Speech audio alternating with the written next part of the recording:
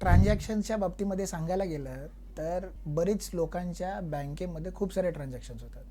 आता ज्या पद्धतीने गुगल पे आणि फोनपे मार्केटमध्ये आलं आहे त्याच्यामुळे ट्रान्झॅक्शन करण्याची पद्धत ही एकदम सोपी झालेली आहे.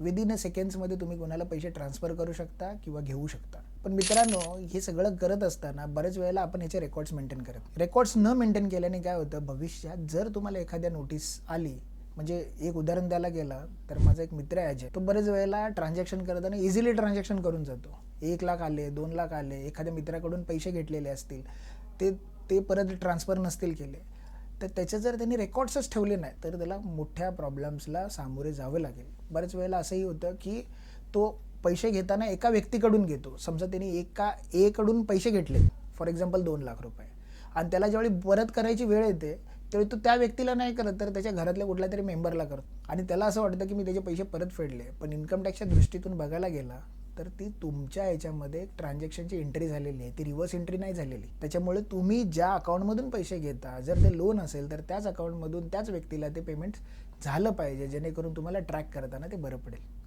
मित्रांनो, जर ह्या सगळ्या ट्रान्झॅक्शनची जर तुम्ही माहिती घेतली नसाल किंवा तुम्ही लिहिलं नसेल तर नवीन वर्ष सुरू झालेलं आहे. या नवीन वर्षामध्ये तुम्ही गेल्या वर्षामध्ये जे जे ट्रान्झॅक्शन्स केले असतील तर एकदा बसा, बँक स्टेटमेंट घ्या, प्रत्येक गोष्ट नोटिंग करा, आणि जर ही केल्यानंतरला तुम्ही त्या पद्धतीने येणारे हे इन्कम टॅक्स रिटर्न्स फाईल करा. नाहीतर बऱ्याचशा मोठ्या प्रॉब्लेम्सला तुम्हाला सामोरे जावं लागेल. धन्यवाद.